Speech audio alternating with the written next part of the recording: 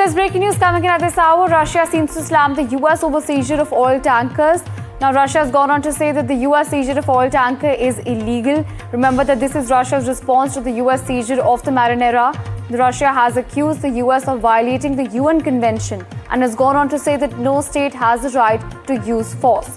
Now, important statement coming in from Russia's Ministry of Transport, who's issued a statement and gone on to say that the vessel was granted temporary permission to sail under the state flag of the Russian Federation. Now, this, as per Russia, was issued in accordance with the Russian legislation and the norms of the international law. Russia has further gone on to add that around 3 o'clock Moscow time in the open sea, beyond the territorial waters of any state, the US naval forces boarded the vessel, and it is after that communication with the ship was subsequently lost.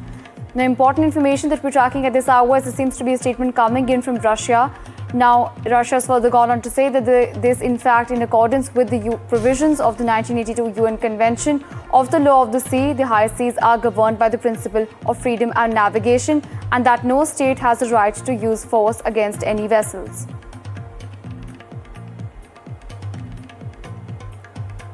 We're tracking more on this story at this hour amid growing American control over Venezuela's oil. Now, the US military has now seized 2 oil tankers, the Marinera and the Sofia, linked to Venezuela after tracking it across the Atlantic over the past 2 weeks. Now, this was a part of a US blockade on Venezuelan oil exports. Now, in fact, videos have also emerged which have been shared by the US which show the movement of the US Coast Guard, which boarded the oil tanker Sofia in what it calls a meticulously coordinated operation. Well, the US has also sealed Marinera, a Russian-flagged oil tanker that was being shadowed by a Russian submarine, a move that could drastically increase tensions between Washington and Moscow. US President Donald Trump's pressure campaign on sanctioned oil is showing no signs of slowing down. The head of Homeland Security, Kristi Noem, detailed the pre-dawn operations on X.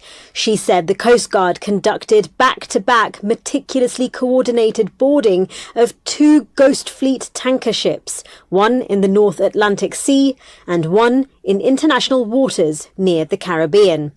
The former, the Bella 1, is believed to have set off from Iran to pick up oil from Venezuela. But after being pursued by the US military, it altered course, changing its name to the Marinera. The US Southern Command accused the vessel of violating US sanctions. The UK confirmed it had assisted the US operation.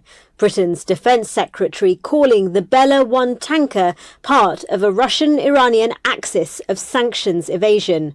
Moscow, an ally of Caracas, has accused Washington of violating international law.